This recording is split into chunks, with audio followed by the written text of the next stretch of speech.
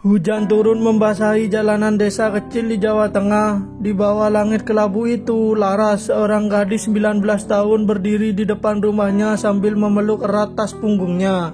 Matanya berkaca-kaca, campuran antara haru dan takut.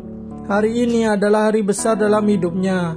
Ia akan meninggalkan desa untuk pertama kalinya menuju kota besar tempat universitas impiannya berada.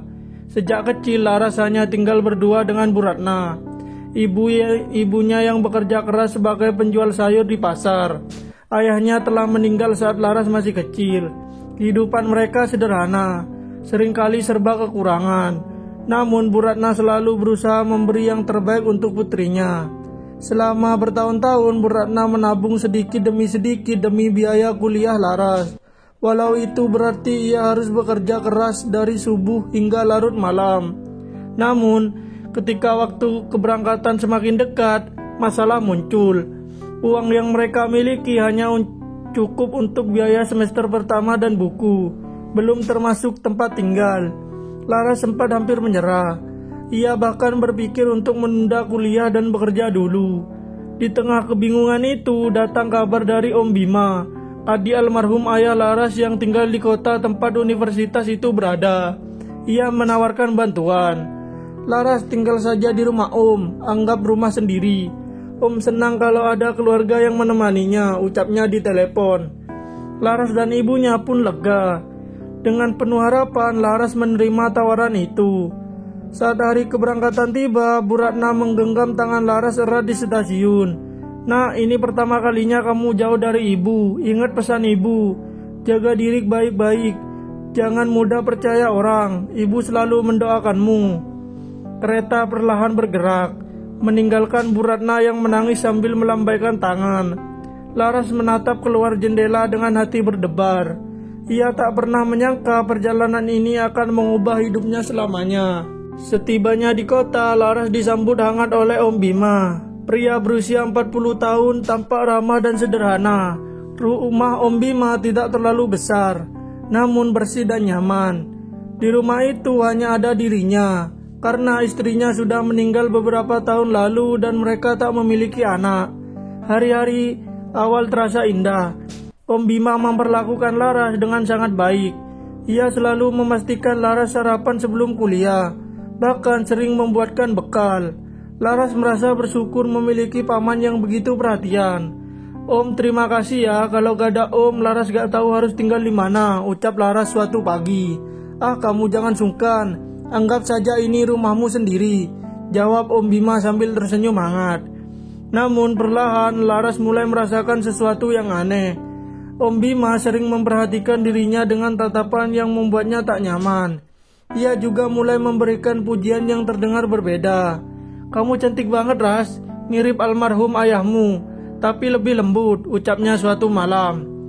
Awalnya Laras menganggap itu candaan biasa, tapi lama-kelamaan perhatian Om Bima terasa terlalu berlebihan. Ia mulai sering mencari alasan untuk duduk dekat Laras, bahkan terkadang menyentuh bahunya tanpa alasan jelas. Suatu malam, hujan deras mengguyur kota hingga listrik padam. Dalam kegelapan, Om Bima duduk di ruang tamu bersama Laras. Ia mulai berbicara pelan lalu meraih tangan Laras. "Kamu tahu gak, Ras, Om kesepian sekali selama ini," katanya dengan suara bergetar. Laras tersentak dan segera menarik tangannya. Malam itu, ia merasa ketakutan yang belum pernah ia rasakan sebelumnya. Sejak saat itu, rumah yang tadinya terasa hangat perlahan berubah menjadi tempat yang mencekam. Hari-hari berlalu dalam bayangan ketakutan. Laras mulai menarik diri dari teman-teman kuliahnya. Ia menjadi pendiam, sering pulang cepat, dan lebih sering mengurung diri di kamar. Namun bayangan malam kelam itu terus menghantui pikirannya. Ia mencoba menyangkal kenyataan yang terjadi, berharap semua hanyalah mimpi buruk yang akan segera berakhir. Namun tubuhnya mulai menunjukkan tanda-tanda aneh. Ia sering merasa mual di pagi hari, cepat lelah, dan akhirnya terlambat datang bulan. Laras mencoba menenangkan diri, meyakinkan bahwa mungkin hanya karena stres. Tapi ketika gejala itu semakin kuat, ia memberanikan diri membeli alat tes kehamilan. Dengan tangan gemetar, ia duduk di kamar mandi dan menatap alat itu. Detik-detik terasa begitu panjang, hingga 2 garis merah muncul jelas.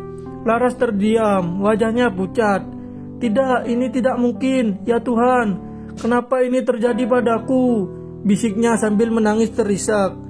Dalam kepanikan, Laras mencoba menyembunyikan kehamilan itu dari semua orang, bahkan dari teman-temannya di kampus. Ia mulai mengenakan pakaian longgar agar perutnya tak terlihat. Sementara itu, Om Bima terlihat semakin gelisah dan sering mengingatkan Laras untuk tidak bercerita pada siapapun. "Ras, kita harus tenang, jangan sampai ada yang tahu. Kita bisa atur ini. Om janji akan tanggung jawab," katanya. Namun rahasia itu semakin berat dipendam. Suatu hari Laras muntah hebat di kamar mandi kampus. Seorang teman dekatnya, Nadia, yang kebetulan lewat, segera membantunya. Nadia menatap Laras dengan cemas. "Ras, kamu kenapa? Kamu kelihatan sakit banget. Jangan-jangan kamu hamil?" Laras hanya menangis, tidak sanggup menjawab.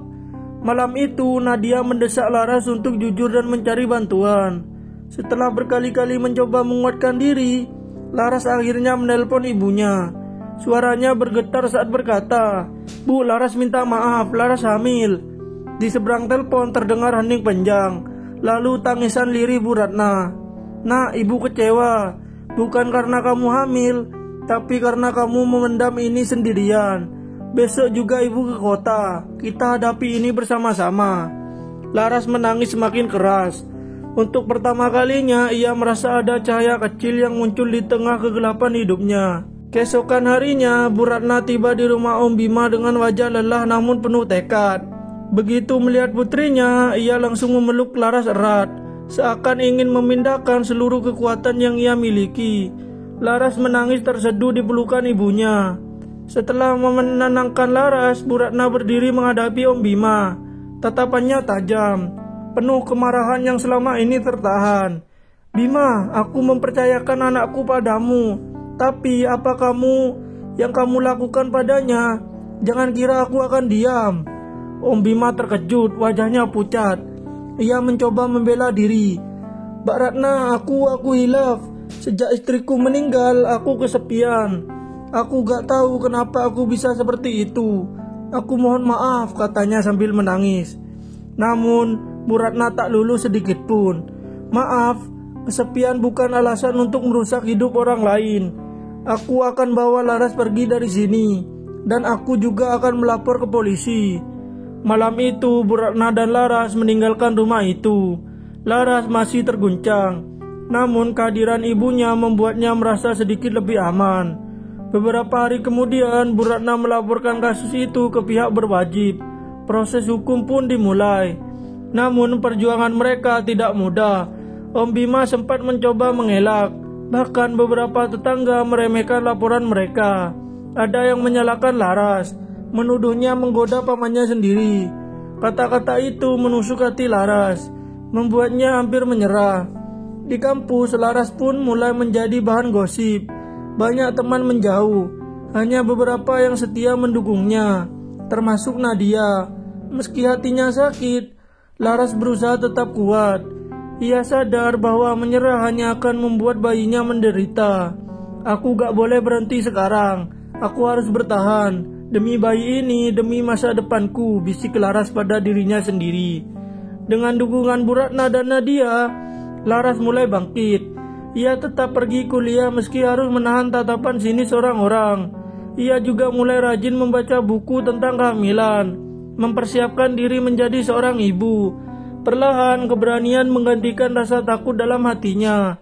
Laras bertekad untuk membuktikan bahwa meski masa lalunya kelam, masa depannya masih bisa bersinar. Waktu berjalan begitu cepat. Hari demi hari perut Laras semakin membesar.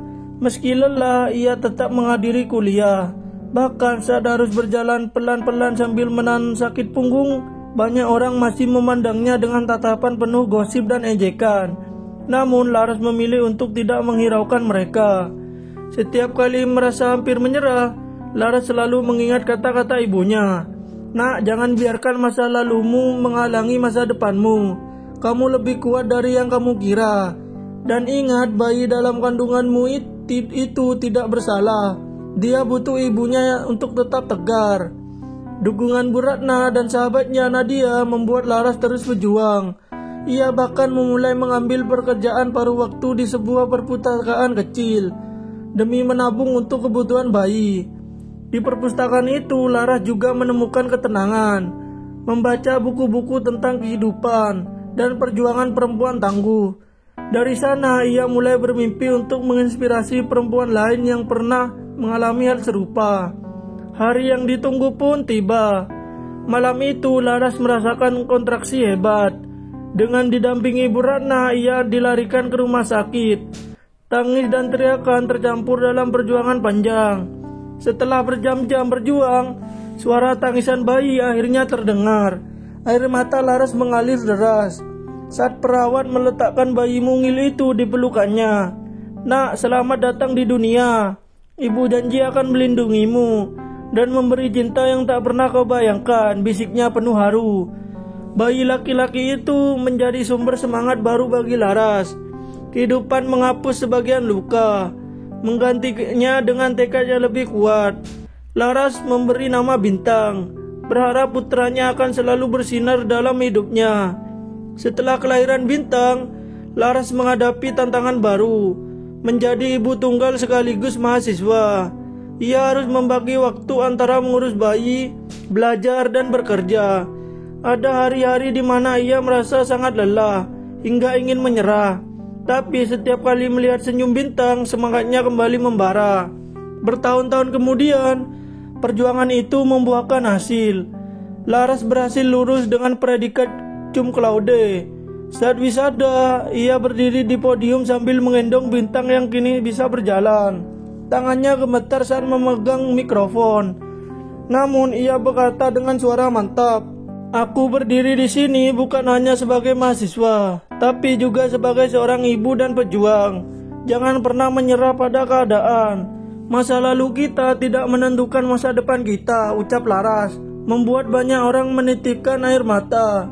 Sorak-sorak memenuhi ruangan. Laras tersenyum, merasa semua luka dan air mata yang ia alami tidak sia-sia. Ia tahu perjalanan ini baru awal dari hidupnya yang baru. Terima kasih yang sudah menonton, semoga saya sampaikan bermanfaat dan menambah wawasan bagi kalian semua. Jangan lupa like, comment, share, dan subscribe. Peace out.